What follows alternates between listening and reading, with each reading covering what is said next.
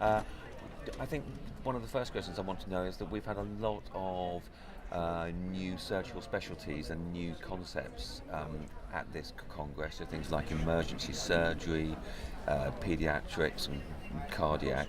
I just wondered what your take is on that with your extensive experience from colorectal and more recently in orthopedics. No, I work in every specialty. Right, okay. But I think it's great that the ERAS Society is expanding from colorectal, because we have been talking about colorectal for many years, and we have to expand to all the other specialties, breast, thoracic, pediatric, etc., etc.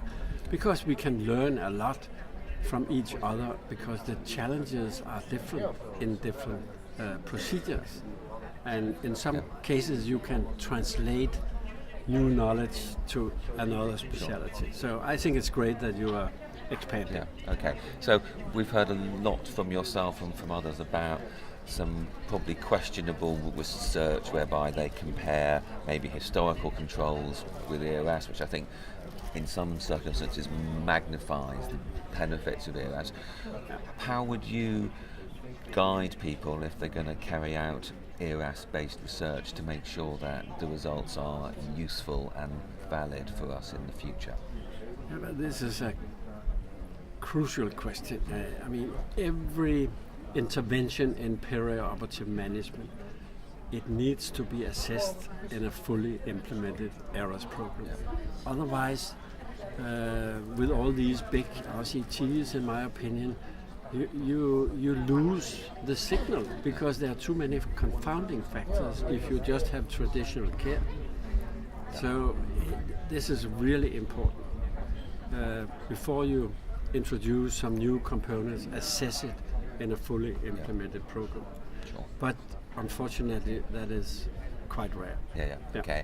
And final question, hopefully we can have this chat in 5 years' time. What would you envisage, or what would be your vision for ERAS over the next 5 years? Well, first of all, I hope I'm alive in 5 years. And me too. Secondly, I think we have to focus on the pathophysiology of recovery much more. That means the role of the inflammatory response, which is different between patients. So we have some high inflammatory responses, and they have a difficult recovery, and we have to find out how to modify it.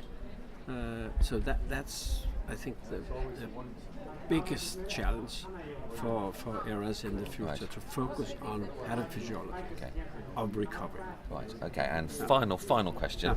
So I think that my view of ERAS is that we pretty much have the intraoperative bit protocolized. No one would argue with antibiotics and prevention of hypothermia and that sort of thing. There's big focus now on preoperative care, so we've heard a lot about intravenous iron and prehabilitation and the postoperative care. So if I was to say to you, which is the most important bit, preoperative or postoperative, where we focus from now? But you know me well, Bill.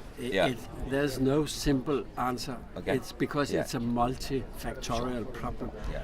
I think what I enjoyed a lot here at this meeting was a focus more on exercise, pre and post, and also the blood management, which was neglected in the beginning, even from myself.